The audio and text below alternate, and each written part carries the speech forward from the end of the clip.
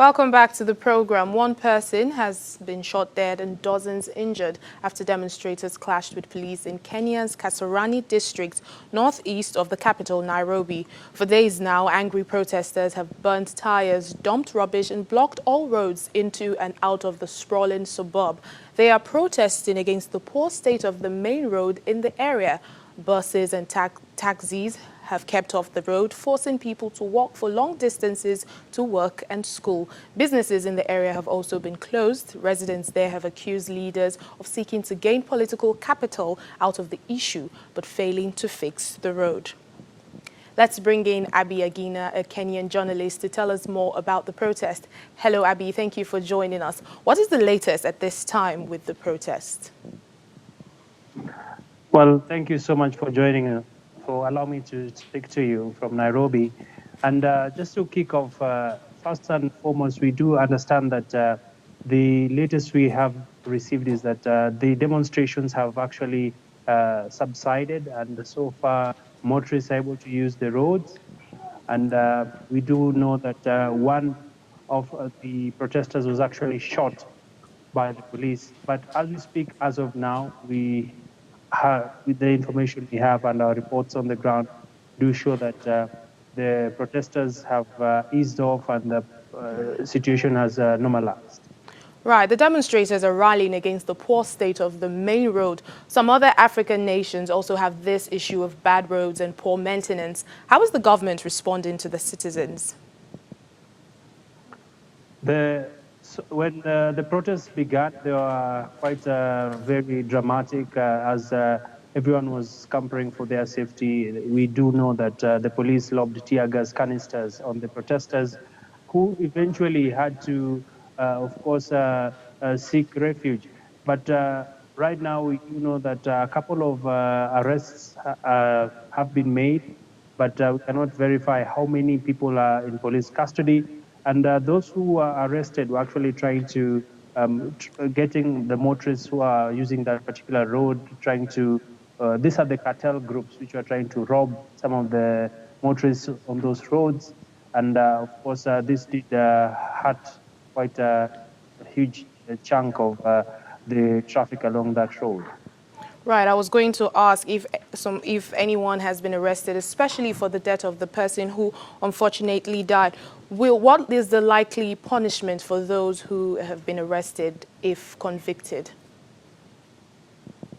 As much as we can gather as of now is that those who have been arrested will be definitely facing the full wrath of the law. This will see them being charged with matters to do with disrupting public order, which attracts a very hefty fine for them. And of course, there's the issue around them being also put in police custody, and this will be for a period of not less than 5 years.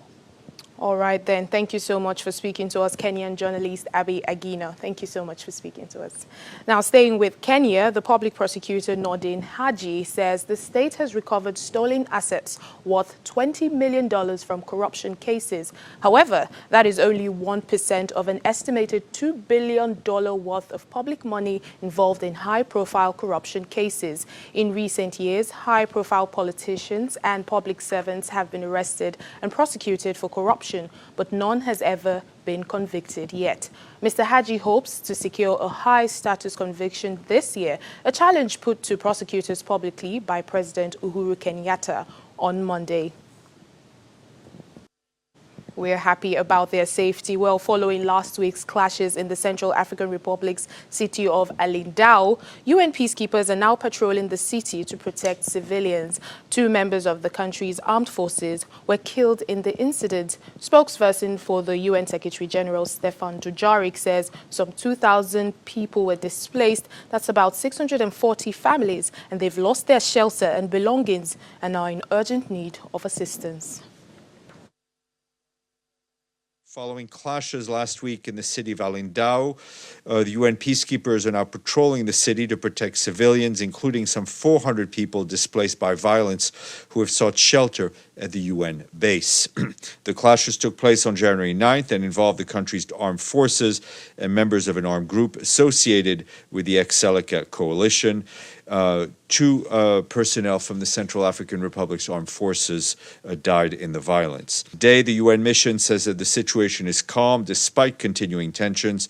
They are preparing to send a team to Alindao consisting of police, human rights, justice, and prison officers to investigate the clashes.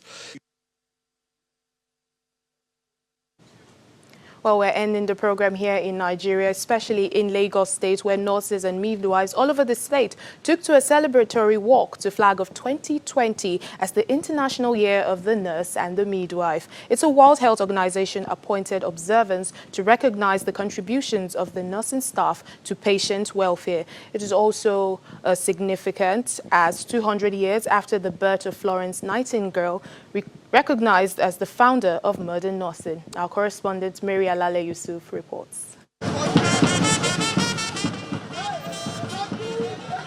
Nurses and midwives from the length and breadth of Lagos, marching out, not in protest this time, but in celebration of the achievements of the profession in 200 years. The celebration is taken to Alausa, the seat of power in Lagos, where they are warmly received. Yeah. The universal health coverage is what the all European countries, internationally, globally, we are all working towards. Without a know, there's no how you can achieve that. Our role in universal health coverage is to see and to ensure that whether patient has the money or not, that care is given to her. Quality care that is safe, that is empathic, that is timely, that is effective, that is, name it all, 6 parameters in quality healthcare delivery. And I said to ensure that we reduce maternal mortality.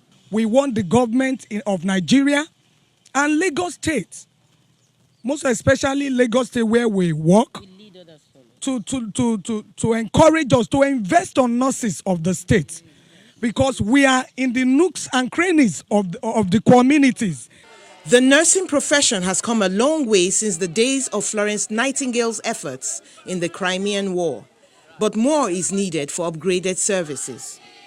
The World Health Organization nurse-to-patient ratio is 1:4, but nurses here complain that they get to see as many as 20 to 30 patients each. They are hoping that in this year of the nurse and midwife, that challenge will be addressed, as well as challenges of brain drain and poor remuneration. Mary Alale Yusuf, Channels Television News. Well, that's it on the program today. Thank you so much for watching. I'm Layo Adegoke.